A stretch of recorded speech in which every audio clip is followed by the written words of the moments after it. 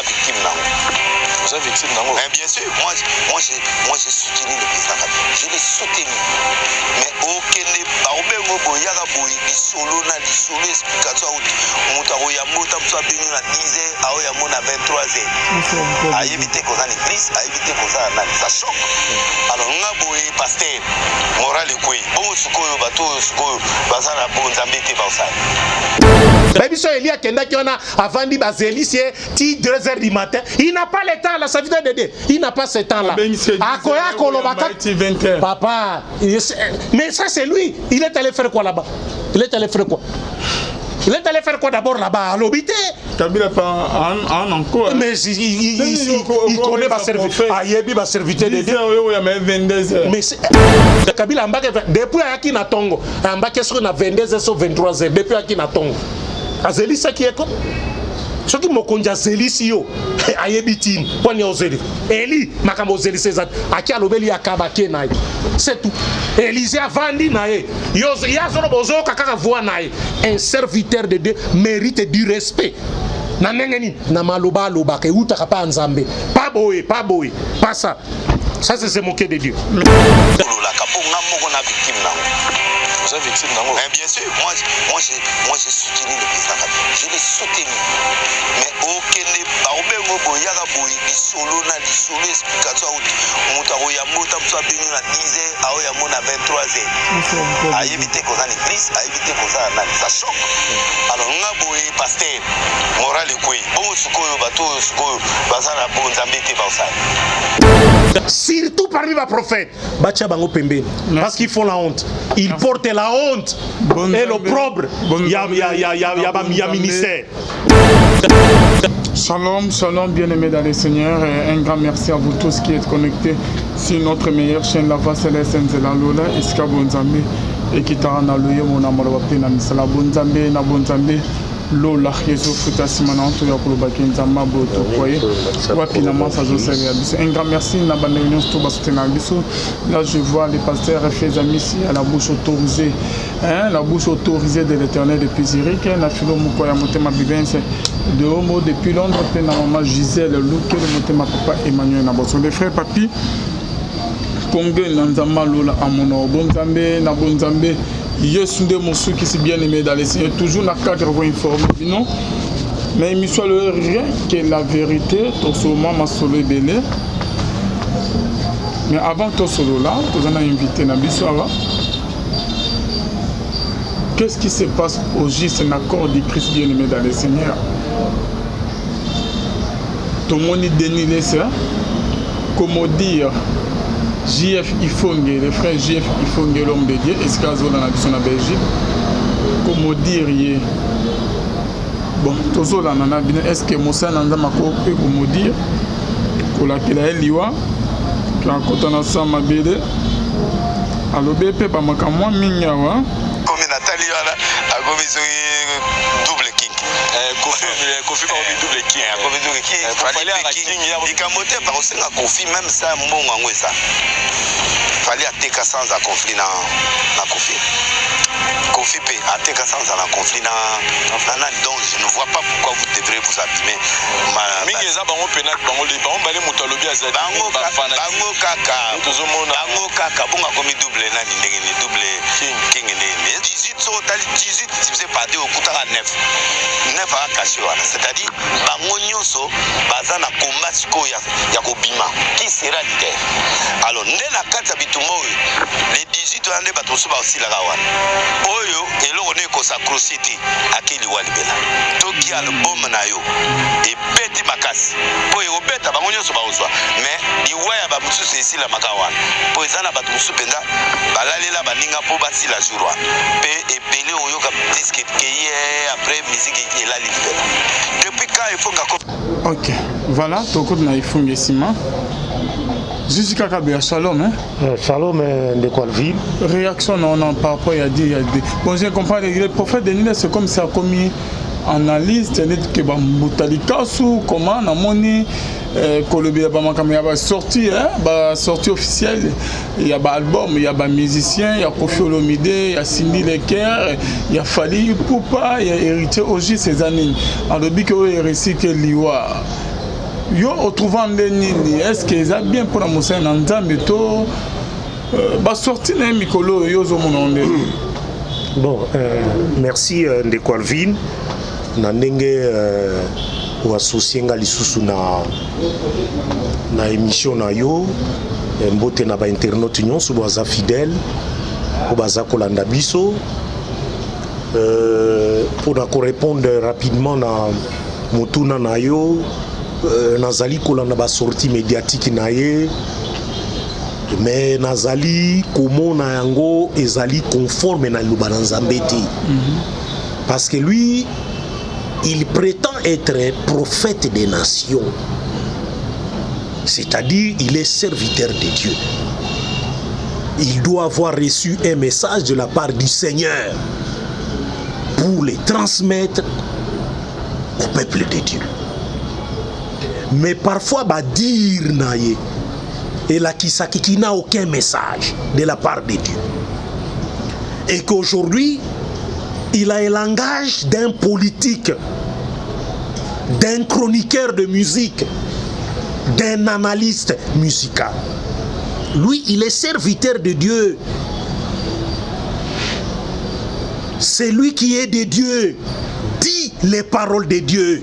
Maloba Nzambe, malobi ndengwani. Oyo azali Nzambe. Aloba kamaloba manzambe. Il ne fait pas des analyses sur des situations où cela ne lui concerne pas. Il parle de la part de Dieu. C'est-à-dire, en quelque sorte, il est la bouche de Dieu. Et n'a pas simbote en passant rapidement, n'a pas ser faisait mission autobengaka la bouche autorisée. La pression en passant. Il écoute la bouche autorisée. C'est-à-dire, il est la bouche. Oyo, Nzambe atiaka maloba maye pote ba oracle bima et comme l'Nzambe. Mais lorsqu'il va se verser dans makamba fali, il va se verser dans makamba kofiolobide. Ce n'est pas son rôle. Ce n'est pas son rôle. C'est que l'évangile nous présente aujourd'hui. C'est que l'évangile. C'est quoi ça va serviteur de Diamikolo? Likambunini. Jamais qu'on s'allément. Il fait la propagande à un musicien. Et c'est cela que Dieu lui a envoyé. Pour te rendre un musicien. Non. Ma musicien est concerné. Il doit lui parler de la part du Seigneur. Avec des versets. Il parle de Kofi, il parle de Fali. Il n'a même pas un verset. Pas de verset autour de ça. Mais c'est pas bien. C'est gênant. C'est ça ce qu'on appelle en français avoir de l'audace au nom de Dieu.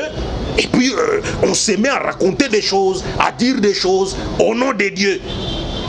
Mais attention, Nzambe basakanaka na été. Et Paul l'a dit, on ne se moque pas de Dieu. Ce qu'un homme aura moissonné, ce qu'un homme aura sémé, pardon, il le moissonnera aussi. Donc ce n'est pas son rôle. Biso ba toebele na ba kolobaka makaba confite toebele ndengwana te. Toebele kala na ba prophétie na zaka kopesa. Bien que ba musu baza, bien que ezalaki monso ezako bima, toebite ba prophétie ba musu bazolo ba ndenge na ndenge wana ka. Parce qu'on devait écrire. Et ça, c'est la question que moi je me pose. Jésus-Christ était considéré parmi les grands prophètes. En dehors du fils de Dieu, mais il était parmi les grands prophètes. Les gens ont pris soin de Kokoma. Jésus-Christ, il a dit à Jérusalem. Jérusalem, Jérusalem, il y a un prophète. Et kokoma nangonga moko ba ennemi bako zinga yo. Bako zinga yo. Évidemment, dans l'an 70, Vespasien, après que révolte moko et salamaka ba juif na Jérusalem, Vespasien a été envoyé pour te akeneko mater révolte wana. Mais kokoma ki empereur Néron a kufaki.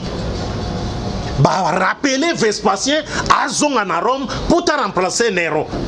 Et comme il avait son fils Titus, à atindaki siko Titus mwana nae akende na Jérusalem mwana pote amate rébellion. Et qu'est-ce que Titus a fait? A encerclé nous Jérusalem, encerclé exactement comme le Seigneur lui-même avait prophétisé.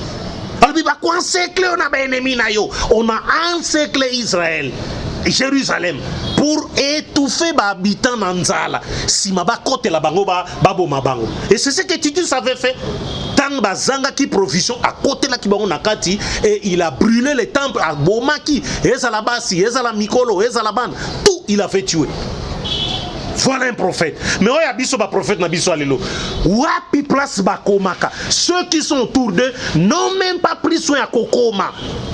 Pona kobimisa après que tel prophète avait dit ceci. Ngai nazalaki na komaki. Na 2006, il avait prophétisé ceci yango et zalakate. Ceux qui bazali qui nous montrent ça. Poton dimae, vous verrez que bazalakate. C'est ça la différence entre les vrais prophètes qui ont vécu en Israël. Et aujourd'hui, les prophètes Nabiso et Belé à l'élo. Tous des menteurs. Le Koutan des Alkanabango. Ils ne parlent pas de la part de Dieu. Ils parlent d'eux-mêmes. C'est leur esprit, leur pensée. Pas la parole de Dieu. Ils ont raté. Mais prophète Daniel, ça colle à la prophétie. Mais comment Wapi, qui avait écrit ça? Qui avait écrit ça? Montrez-nous. Vous avez écrit ça où? Montrez-nous ça. C'était écrit où? Ok, sur Tolano, il y a mis balai. Il y a. N'attendons nous verser avant. Depuis quand on commet évangéliste pour la juger parce que l'ensemble va établir. Bon la moutema, c'est pas bien. On blague pas avec les choses spirituelles. Tu risques de mourir un jour. Il faut que tu vois. Là où on a été, ce type-là, s'il ne change pas, l'Éternel va prendre son âme. C'est pas normal. Bloquer yo. La bloquer yo. En tant que prophète des nations, la bloquer yo. Nous allons s'occuper de yo. Abonnez-vous. Ok, voilà. Un lobby a bloqué GF, il faut que nous allons s'occuper de yo. À côté de ça, ma BD. Réaction de vos amis. Nous avons coupé sa réaction après que nous avons commis Oyo. Nous avons Deutéronome 18. Nazui Mbalamoko verset 20. Mais les prophètes qui aura l'audace de dire en mon nom une parole que je ne lui aurais point commandé de dire, ou qui parlera au nom d'autres dieux, ce prophète-là sera puni de mort. Ô Ezali, ainsi dit l'Éternel. Ça, c'est Moïse qui avait écrit ça. Verset Nazali na Deutéronome 18, verset 20. Yangwana, notez ça. Prophète qui aura l'audace de dire une parole. Ou à prétendre que Nzambende a commandé ye yango. Kolo alobi très bien. Ou qui parlera au nom d'autres dieux na banzambe musus. Ce prophète-là sera puni des morts. Prophète Wana Esengeli Akufa. C'est par audace de beaucoup de prophètes. Parle aujourd'hui na kombo en Kolo. Kolo alobeli bangote. Parce que alobili susu. Peut-être diras-tu dans ton cœur, comment connaîtrons-nous la parole que l'Éternel n'a point dite?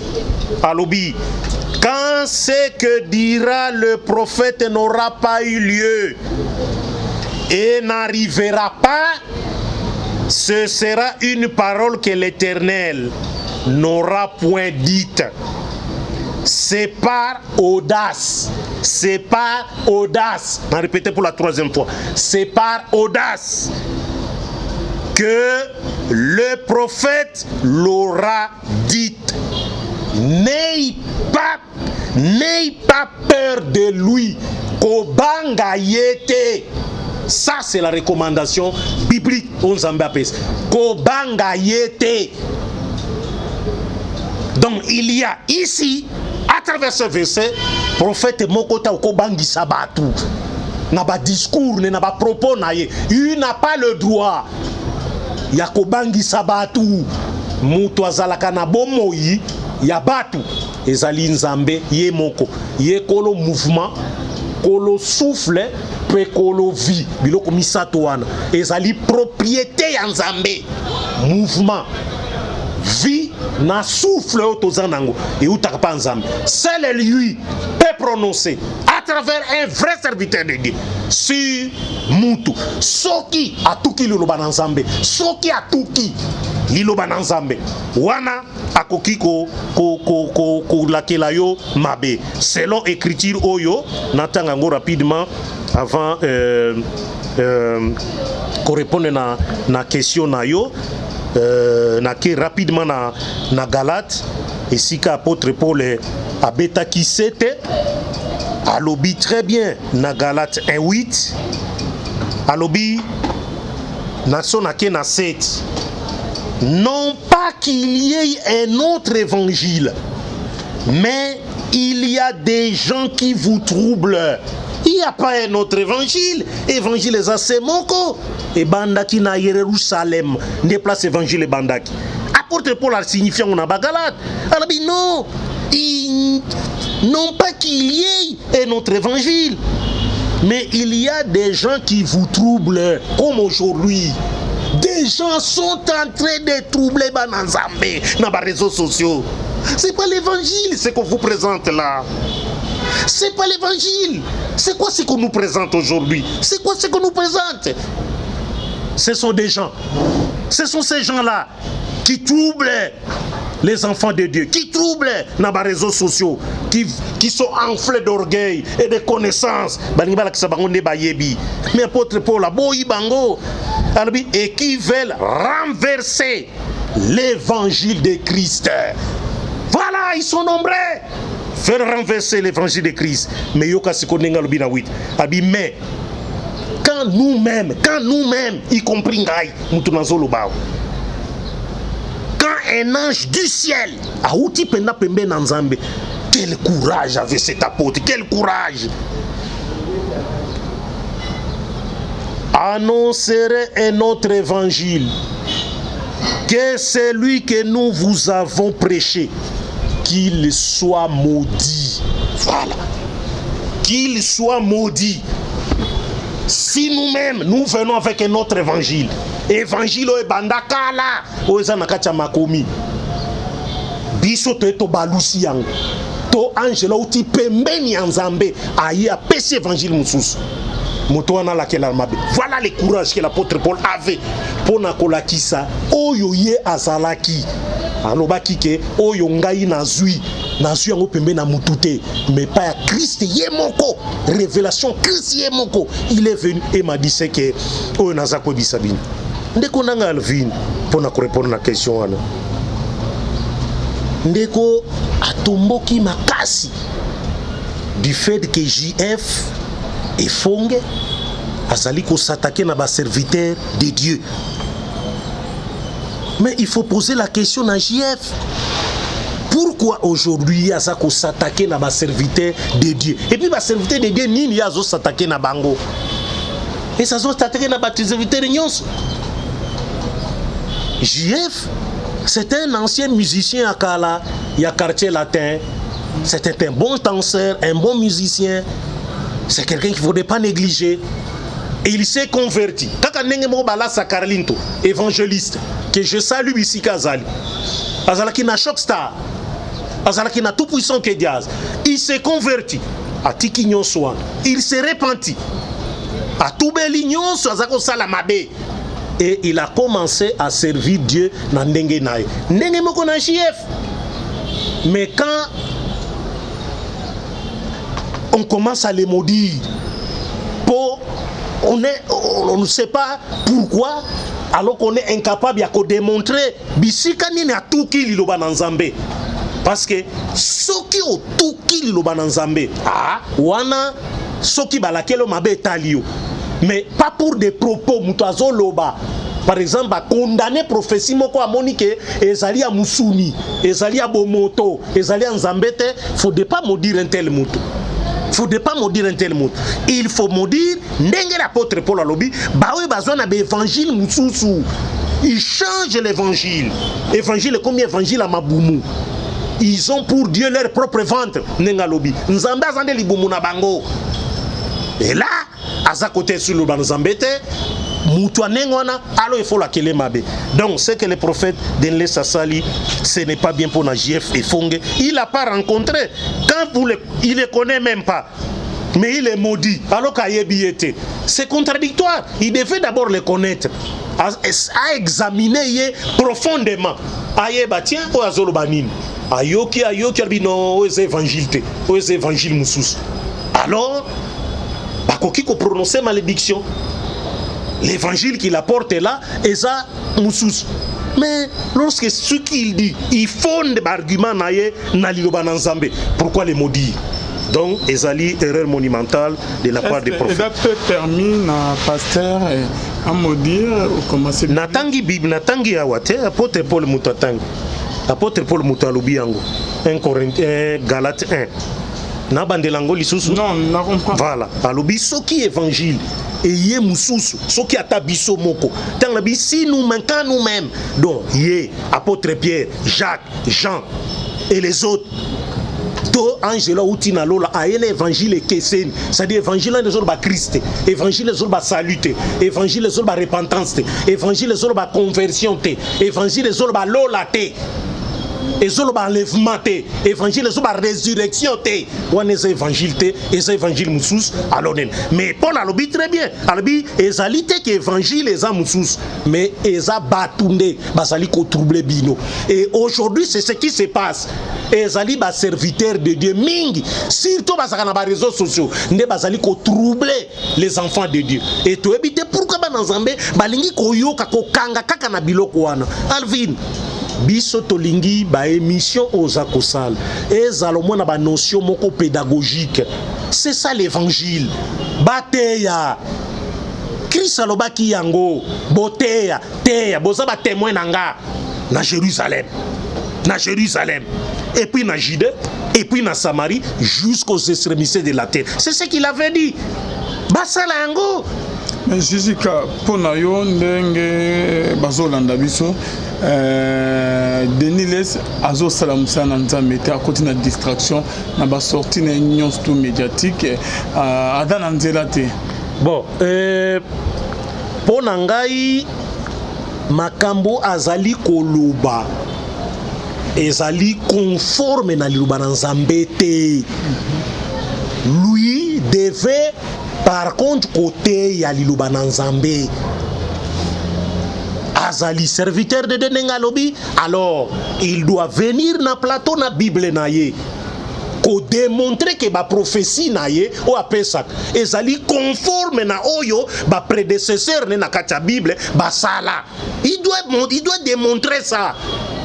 Alors binga na prophétisa boye comme Moïse a prophétisé boye et kokisa makaboy comme Esaïe, comme Ézéchiel, comme Naoum, comme Jérémie, comme Agabus ba prophétisa boy ngai na prophétisa boy et concorder zali ndenge moko. Ça c'est ce qu'il devait faire. Mais malheureusement il ne le fait pas. Il est dans des choses de Kofi, il est dans des Fali, qu'on prononce makamba baliwa. C'est quel pouvoir lui a pour prononcer la mort Nabato? C'est quel pouvoir il a lui là? Prophète des nations. Des nations? Ouais. Moïse a salaki yango na nani? Ézéchiel a salaki yango na nani? Jérémie a salaki yango na nani? Même Emoko Christ a salaki yango na nani? Il a maudit les figuiers. Christ a maudit les figuiers. Il avait fait. À quelle place a figuier moko po alia? A kuti figuier et bota kimbumate. Alobi motomoko lisusu te alia mbumana yo. Et puis il est passé. Badisene batarabi tala. A maudire ango et kauki. Et kauki mbala moko e kauki. Ozomo. Mais ce que nous c'est complètement différent. C'est un homme qui parle, qui s'exprime. Il n'y a rien de versets bibliques. Il n'y a rien de la parole de Dieu. C'est ça l'église du Seigneur. Kakaboy. Des individus qui apparaissent comme ça dans les médias et commencent à parler kakaboy. Sans aucun soutien de la parole de Dieu. Aucun verset. Et on parle. Et on dit on parle de la part de Dieu comme ça. Mais ça, c'est se moquer de Dieu complètement. Où va l'évangile aujourd'hui? Oh non, église de réveil, ça ne va plus. Il faut un séminaire, un colloque, une église de réveil. Un séminaire, il y a Mozindo, une conférence biblique. Pour nous expliquer quel est le rôle d'un prophète. Un prophète des nations. Moussala Nezalakanine, bibliquement parlant. Mais ce que nous voyons aujourd'hui, ce n'est pas ça. Ce n'est pas ça, je suis désolé, ce n'est pas ça. Même Dieu au ciel, à zone d'Imangaï. Tu dis la vérité. Ce n'est pas ça, Seigneur. Boyendo le baki ba prophète des nations, c'est ça. Ben il fallait pas le baboyer. Les Moïse étaient comme ça, les Jérémie, les Naoum, les Zacharie, les Agé, boyé. Non, je ne pense pas. Qu'on a eu Denis de Sassali Mabé. Totalement Mabé. A bloqué JF Ifon. Il n'a pas ce pouvoir-là. Il n'a pas ce pouvoir-là. Il n'a pas ce pouvoir-là. Papa, mais ce qui a si JF a répliqué les. A bloqué JF Ifon. N'a pas été. En côté Mabé. N'a lobby, ce qui a si JF a répliqué les. Qu'est-ce qu'il va dire? Et au comme à guerre. Et au comme à guerre. Et au comme à polémique. Et qu'on profite de la polémique. Parce qu'un serviteur de Dieu, et Sengele a la muta polémique. Ndekonanga na ebi saka yo yango une fois na la kisaka yo écriture wana apote pour la peki saka yango albi mosala nzambe Sengele za la muta albi kimanyonso o ezali ya koswana repousser yango ndekonangai repousser yango parce que mosali na nzambe asengeli tazala muta ba discussion ozomona azobisa Timothée ba discussion inutile bosa koswana bosa kobendana te wana il faut kima yango parce que ekosuka mabe pona serviteur wana nazana ya Timothée un Timothée 2 par exemple ce qui n'a qu'un 16 évite les discours vains et profanes car ceux qui les tiennent avanceront toujours plus dans l'impiété. Batu baza koteni ba discours ndenge wana bonzambe kimaka bango bonzambe kimaka batu baza koteni ba discours ndenge wana bako avancer toujours dans l'impiété alobi kimango évite ba discours wana profane et leurs paroles rongera comme la gangrène pour la tangi na tango na ya tangi na tango na ye alobi de ces nombres sont Hyménée et Philette atangi bango na tango na ye atangi bango qui se sont détournés de la vérité, disant que la résurrection est déjà arrivée et qui renversent la foi de quelques-uns. Ah, aux hommes, Hyménée Philette, comme la résurrection, c'est hier, basi bakelola, bino bozola la pongi. Apôtre Paul Moutebi, résurrection, ndenge zali. Les morts ressusciteront en premier lieu. D'abord, dans le retour à Christ. C'est les morts d'abord. Beaucoup de gens sekui. Bomoni moni bango. Batu bakufa. Oh, c'est que les cambozo les cas. Oh, bakufa kite. Voilà, les morts en Christ d'abord. Batelemi, babimi, batu bamoni bango. Et puis bref, d'un clin d'œil, batu bakeba mati likolo. Mais il menait Philette, bango basi bande kolo. Apôtre Paul, alakela ki bango mabe. Ozomon alakela ki bango alabi oboza koloba yangote Moussoussawa pendant 6 ans na 23 repousse les discussions folles et inutiles sachant qu'elles font naître des querelles. John, discussion folle et inutile totika papa ebotaka koswana eloko de lesa saliwana papa JF akotomboka parce qu'il connaît bien ces prophètes là. Moi aussi, je les connais. Nous avons un travail ensemble. On se connaît. Ce qui est clairement, on se connaît. Alvin, repousse les discussions folles et inutiles, sachant qu'elles font naître des querelles. Or, il ne faut pas qu'un serviteur du Seigneur ait des querelles. Il ne faut pas qu'un serviteur de Dieu ait des querelles. 2 Timothée 2, Nazana verset 24. Or, il ne faut pas qu'un serviteur du Seigneur ait des querelles. Il doit au contraire avoir de la condescendance pour tous. Être propre à enseigner, doué de patience, être propre à enseigner. C'est ça un serviteur de Dieu. Être propre, enseigné, doué de patience. Patience, c'est exactement laquelle Moutouliwa. C'est quel serviteur de Dieu ça? Doué de patience. Ça, c'est le crédit. Voilà un serviteur de Dieu. Il doit redresser avec douceur ses adversaires. Ce qui JF font, Aza local adversaire n'est pas besoin de mal bandeng mon côté. Mais voici les conseils qu'on lui donne. Ça, c'est un conseil que je lui donne. Il doit redresser avec douceur les adversaires, dans l'espérance que Dieu leur donnera la repentance pour arriver à la connaissance de la vérité. Et que revenus à leur bon sens, ils se dégageront des pièges du diable qui s'étend par d'eux pour se soumettre à sa volonté. Voilà un serviteur de Dieu. Donc il agit comme ça, il est doux, patient, doué de patience, propre à enseigner. Voilà, c'est ça, un serviteur de Dieu. Autrement, Lukuta, Balukelo Kombo. Merci beaucoup GGK KBA. Toujours dans le cadre de l'émission Nabiso. Banbeko bazo la émission de partage GGK KBA. On le dit que épaissi bien t'aimer toi que nous avons encore dit Christ Papa qu'on soit dans son abo et prophète de ni à l'égal.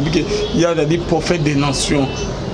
Donc on a pouvoir pour les kayabaninga ya koloba ke liwa ke kota. Nzama frappé à Kanyivi à l'obika Kanyivi na à Kanyivi ya JF Ifungi. À côté de ma bébé. David, à propos naïe, même à ta apôtre Paul, Bakena Barnabas, na évangile les alliés ou apona côté aïe, Bakutaki magicien mokobo Simon les magiciens, Elimas les magiciens, Azala qui kocha obstacle, kocha ombrage, ko distrait. Kocha obstacle pour te apôtre Paul en barmas batté mais apôtre Paul a ça là qui est liwa te alba qui comme aveugle pour nangonga moko alba comme aveugle ala qui est liwa te ala qui est liwa te c'est qui le serviteur ko la qui la mutuliwa non tu ne peux pas dire ça au koki ko ba ke yo lokolo tuki li lo bananzambe oui. Ah, mais yo, le col aux s'en prendre à ma serviteur de... Et ça l'a caté. Jésus-Christ a été traité de Belzéboul. Attiqué qu'on répond était.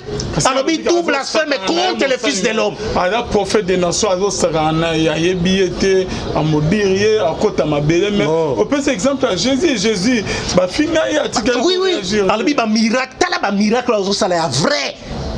Mais bah, j'y vois bien, ça a un miracle, il y a un esprit à Belzéboul. Christ atali bango. Alors bisoki ba miracle ngano sala Isabelle bobana na bino ba ko sala na miracle nini. Yango ne bisi bino. Blasphème nyonso contre le Fils de l'homme vous sera pardonné. Mais tout blasphème contre le Saint-Esprit et kolimbisa mate ponayo na ba génération de perpétuité à perpétuité. Sur les années ba sala nzambe miko ba évangéliste mususu banane comme au stade lobo apporte plainte. Ok, na prison, ok, na makala, bilo moya bon, au toucher mon sein en disant bonnet de Denis Ningal à Sidiki parce que va toucher. Balobel le bamza mais ma bête mais ya Sidiki parce que JF a touché. C'est ça, c'est bah monsieur bazon coach ça va journaliste na va pasteur monsieur la prison. Justement non, ça c'est être faux, c'est ça être faux. Être faux, être du diable, être de Satan, c'est ça. On agit que par la chair. Les œuvres de la chair, les œuvres de la chair, les querelles, parmi les œuvres de la chair. Ce qui est un problème dans l'église, quand il y a déjà une église de réveil, deux tendances, koto na koto. Alvin ozali témo ozana ba émission zongelango. Combien de fois na blela ki awate? Pour que ba séminaire, ba conférence et ça les manque. Ndenge ezako selma na tango ya ba apostole, ba apôtre Paul, ba Pierre. Pour na soki église etengami, ba rappeler ba serviteur de nyonso autour d'une table. Barbi tale loko tozako yoka. Ezali malamu te. Botika ezako bebisa lo banzambe. Nzambe alingi aya. Hamashi ya zozonga. Boye akotomboka. Botika toyoka. Voici conduite oyo nzambe azali kosenga na bana na ye. toto sayango pote to bika na châtiment po nzambe tanga ko frapper et cause la passe. Et Jacques alobaki yango, ne soyons pas nombreux à enseigner, car nous serons jugés sévèrement. Alobaki yango, beaucoup enseignent dans la confusion, dans l'erreur. Pourquoi? Parce qu'ils ne sont pas appelés justement. Il y a un ministère. Mais apôtre Paul alobi mais il faut que yokango natangelo apôtre Paul nenga alobi awa nazonga Jesus na de Timothée oyo kandenge apôtre Paul azoloba pona ye. Hein? Apôtre Paul alobi nini? De Timothée 1 verset 11. Yoka apôtre Paul. John, yoka apôtre Paul d'Engalobi. C'est pour cet évangile que j'ai été établi prédicateur et apôtre, chargé d'instruire les païens. C'est ça l'évangile, John. Instruire. Il a été établi prédicateur. Établi prédicateur pour l'évangile. Pour Nanini, pour instruire les païens. Moussala Zouaki Yangwana. Instruire les païens. Établi. Prédicateur et apôtre. Chargé d'instruire les païens. Mais Yabiso, qu'est-ce que Tozali Komonate? S'il vous plaît, Tozali Kosenga, ba colloque, ba séminaire, ba conférence et salée biblique. Qu'on ramène tous les serviteurs de Dieu autour d'une table. L'église de réveil, pour discuter sur la nouvelle conduite de l'église. Parce que là, ça ne va pas. Bangonios Baya. Ceux qu'il faudrait écarter, vous écartez Bango. Mettez-les à l'écart. Vous n'avez plus le droit de parler. Vous là, vous pouvez continuer à parler. Mais Bamisous, Balobate. Surtout parmi Bango, prophète. Bo fongo la mato iming, bo discuter profondément sur le rôle de la prophète dans l'église. Dans l'église du Seigneur, quel est le rôle du prophète? Parmi les 5 ministères, il y a le ministère du prophète. Mais modèle et ministère prophétique est seulement la République démocratique du Congo. Et ça n'a pas si peu mawa. Ça fait pitié. On a comme l'impression que Nzambe a abandonné complètement l'église. Il y a complètement des gens au Nzambe assis à Tikakala. Bazo sala na qui propre forme na bango. Et ils sont en train de troubler. Il n'y a pas notre évangile. Ce sont ces gens-là qui troublent, qui créent du désordre.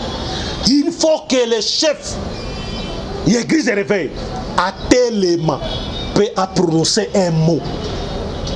Certains prophètes n'ont plus droit à la parole. Bakoki lisous kolobate. Apôtre Paul olobi yango, tie bango pembeni, ba mene filette. Tie bango pembeni, bino bokolo ba lisous te. Parce que makambo zolo eza conforme na écriture. Congo eza ya mutu moko te. Eza bato FCC wala bozi pe tape borenye. Ermo pe botika balinga pe barenye.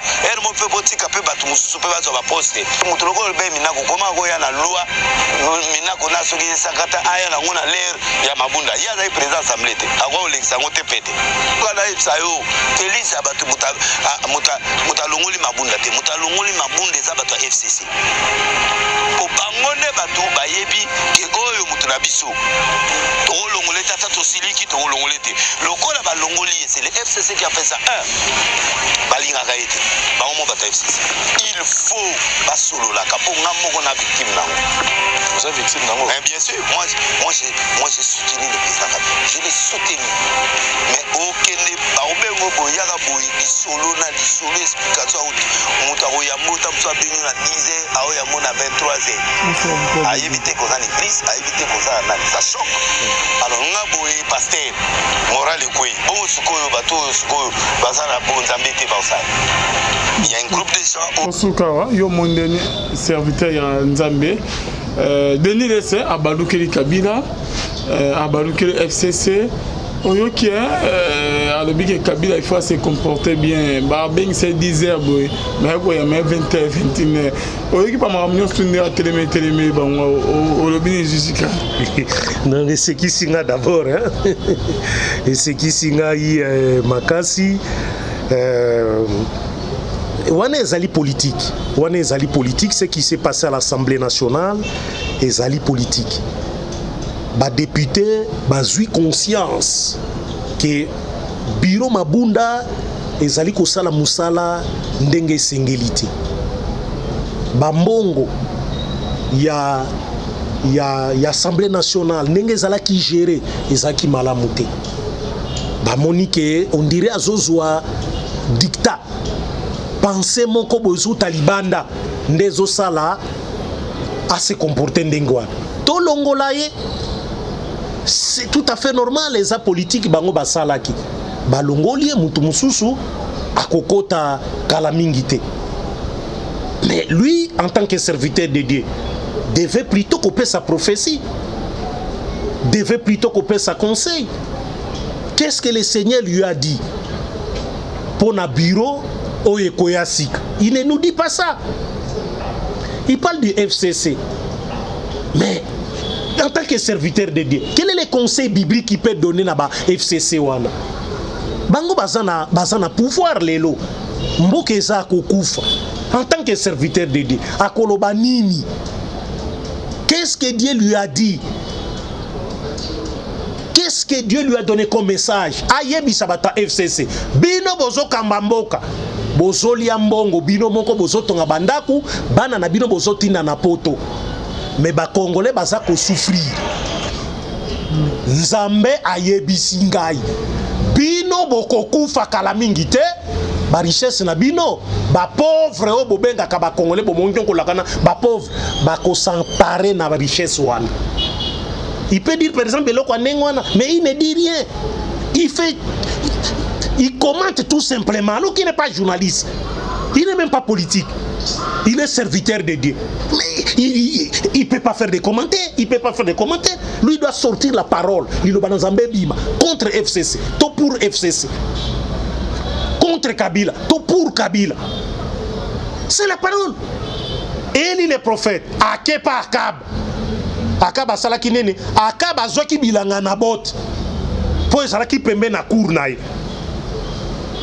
ezalaki wana ake azui yango accomplissé na mwasi de Jezabel ake bisi na bot pesa nga bilanga mwasi na bot habité wana eza héritage ya famille okotike la ote akaba fandiki ma mwasi lobi nini abio me bilanga moko na ngina zwango nini na bot abo bisi azelanga no botolo bake babo mikolo bilanga kanenge sama na politique nzambe akeko bisa eli kitakuna kena ko ebisa voilà ce que nous voulons tolingo mona biloko na lisusu zonga nzambe akita ayebisi mosali va chez lui yebisa ye o ekosukela va lui dire ça pourquoi ça le makaisusu te voilà il fallait qu'à la ndenge wana mais il n'est pas comme ça. Pourquoi zoua kate de part de Dieu ndenge zo salama na baningane ya kala Zoua kende kolobel papa akoya ko melate ba biso Elia kenda ki ona avandi bazelisie ti 2h du matin. Il n'a pas le temps là, ça veut dire il n'a pas ce temps là. Akoya kolobaka papa mais ça c'est lui, il est allé faire quoi là-bas? Il est allé faire quoi d'abord là-bas à l'obité? Kabila pas en encore. Mais il connaît ma serviteur. Ayebi ma serviteur de Dieu. Mais Azalaki président de la République, vous voulez qu'il fasse quoi? Azana Bakambo Epele. Recevoir un seul serviteur de Dieu? Ayebi bango bien en. Atika Ayebi. Combien appelle ça bambong? Appelle ça bambong à plus de $2500. Batonga siège. Na yolo va na yolo immeuble tellement siège. Ils étaient parmi Batubazo Bambongwan. Ils ont fait quoi de cet argent? Ils ont fait de fait. Mais justement parce qu'ils avaient ainsi dit le Seigneur. L'oracle d'ici les Alaki Nabango. C'était pas des gens au Kosakanane. Tala Élysée par exemple. Naman le Syrien na ba lèpre naï.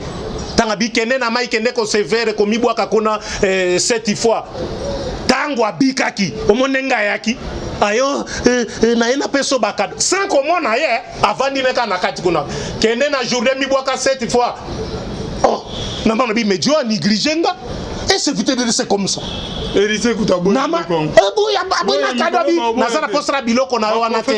Pourquoi?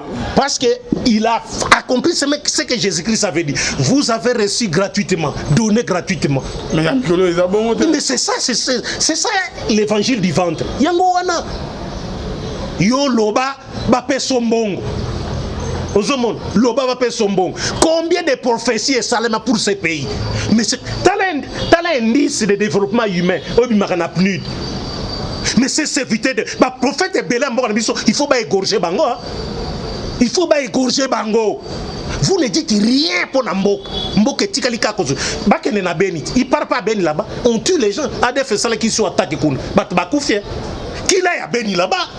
S'il est véritablement prophète des nations, qui descend à Beni, Zamba qui te le kende na Beni, prononce seulement une parole. ADF wana bakokim. Va seulement à Beni.